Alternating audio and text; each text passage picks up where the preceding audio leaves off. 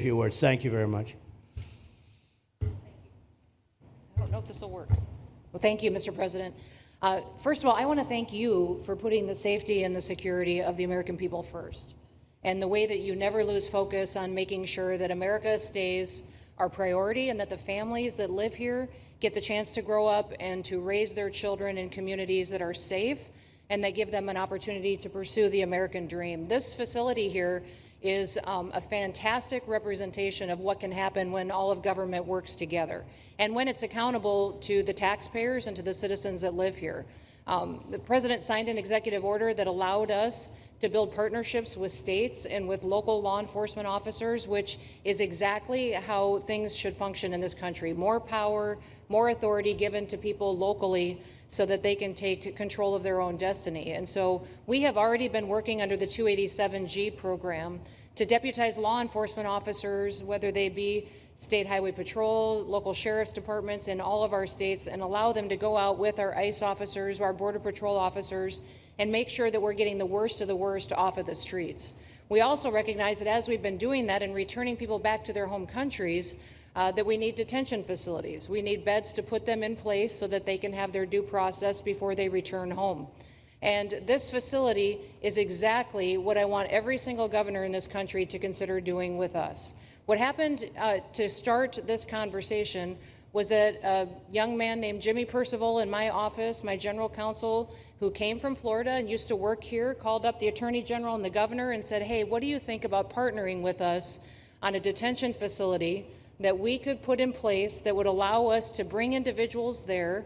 There's an airstrip close by. You guys volunteered the assets that you have and the connections that you have and worked with Kevin extensively so that we could come here, have their due process given, and return them home to their countries. And in 8 days, this facility has been stood up. And I want everybody to recognize that detention facilities that ICE adheres to is a higher standard than is required at state levels, at local Department of Corrections facilities, sheriff's offices. This is a state-of-the-art facility, air-conditioned, isolated, though, for security purposes, which is very helpful. And I appreciate so many people being willing to work together to make a project like this happen. Right here on this location, we'll have about 3,000 beds. Other location will have another 2,000 beds that will allow us to bring individuals across the country that we are bringing in and incarcerating for violating our laws and immediately get them out of the country as soon as we possibly can. It's exactly what we need to be perpetuating in other states. And what I would say is, I want all of you to notice these flyers that we've got, is that everybody who sees these flyers or anybody who sees these news clips should know you can still go home on your own. You can self-deport. If you go on the CBP Home app and go home now, you will get the chance to come back to the United States legally. You will get the chance to come back and do it the right way. If you don't, you may end up here. And you may end up here and being processed, deported out of this country, and never get the chance to come back. That is the consequences of breaking the law in the United States of America. Listen, our job is to uphold the law. This is a country of laws. We have a border now, and because we have a president that cares and recognizes that we need to be a nation of borders and a nation that upholds the law. If you break the law, there's consequences.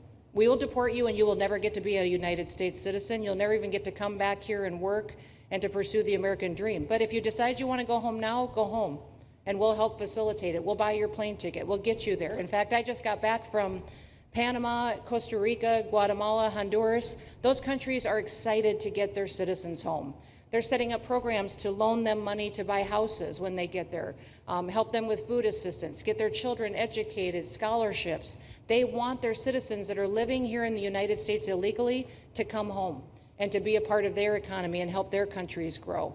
So this is a win-win for everyone, and I just want to end, Mr. President, by thanking our law enforcement officers, by thanking our ICE officers and our Border Patrol officers for what they do every day. They are out on the streets, and violence against them has increased over 500% since Trump has gone back into the White House, because he's upholding the law and because a bunch of liberals, socialists, and Marxists are out there lying about what President Trump is doing.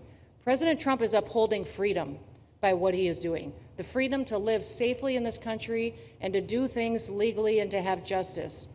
And because those liberals, and I'm calling out you, CNN, I'm calling you out because you lie every single day about what these operations are.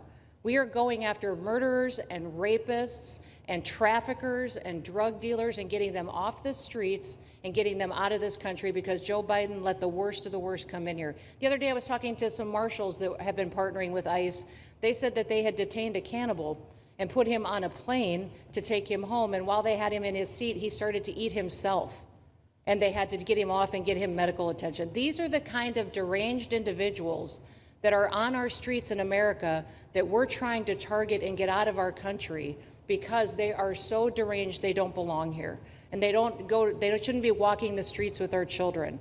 And they shouldn't be living in the communities with our families who just want to grow up, go to job, raise their children to grow up and get a job and to live the American dream. So thank you to all of our law enforcement officers, those in our military that have been helping, our National Guard. Thank you to Governor DeSantis for stepping up and being an example to other governors. I hope my phone rings off the hook from governors calling and saying, how can we do what Florida just did? How can we do exactly what they did? Because we need this big, beautiful bill. We absolutely have to have this big, beautiful bill that has the funding so that we can continue this operation and we can get those bad criminals off of our streets and have the officers to do it so that when they go out on an operation, somebody's got their back. Somebody's got their back, they can do it safely, and they can go home to their families at night too. So this bill needs to pass through Congress so we have the resources at the Department of Homeland Security to make sure that our homeland truly is secure. And Mr. President, thank you for Stephen Miller. I just want to thank you for him. This guy calls me night and day and tells me all of his wise advice and wisdom, but he's a rock star because he loves this country and he's passionate about making sure that nobody is prioritized over an American citizen. We love everybody. We do. We love everybody. Not everybody. But, well, a lot of people. But we shouldn't be putting people illegally above citizens. We should be making sure that we do things right, and that's what America has always stood for, and we're an example to the rest of the world because we do it right. So, Mr. President, you surround yourself with great people, and I think that's because everybody wants to work for the greatest president that the United States has ever had, and that's President Donald J. Trump. Thank you very much, Kristi. That's thank so you. nice. Thank you. Thank you very much. And I have to say that